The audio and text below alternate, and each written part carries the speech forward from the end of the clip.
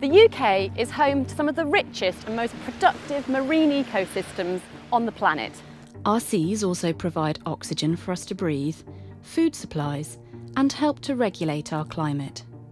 Home to over 8,000 different marine species, many of which are rare and under threat, protecting this important habitat is paramount to the survival of its inhabitants and the health of our seas.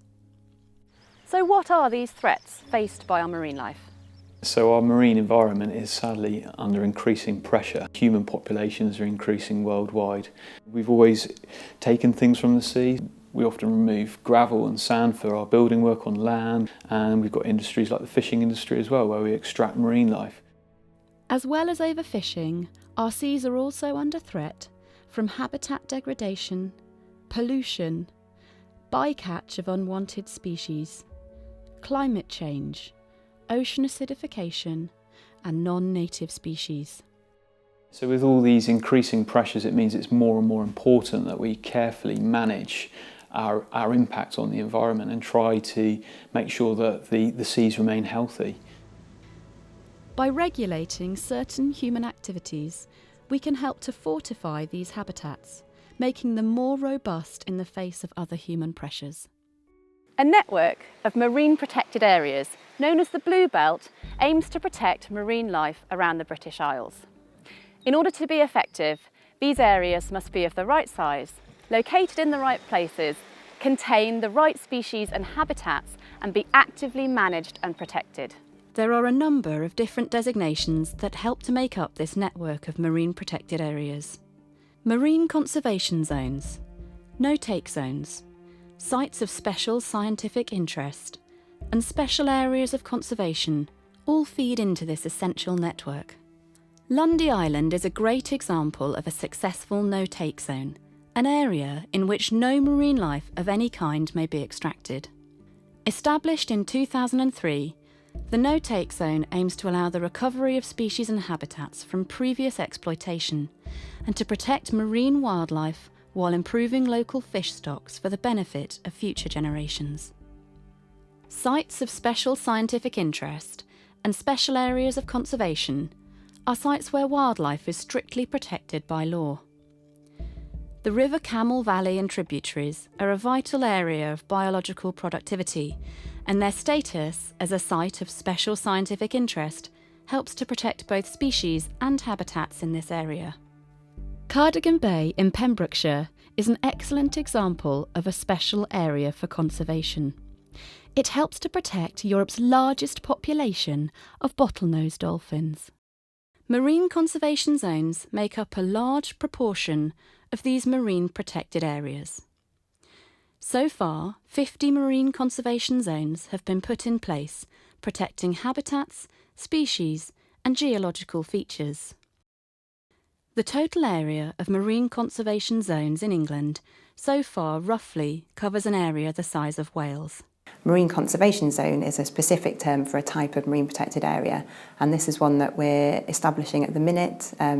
It's something that was brought in by the Marine and Coastal Access Act in 2009, and it's what the government's working on at the minute to really establish this network of marine conservation zones. So there is a list of important and rare habitats and species, and that's what we're using to sort of define where these areas should be. But also, I think it's broader than that.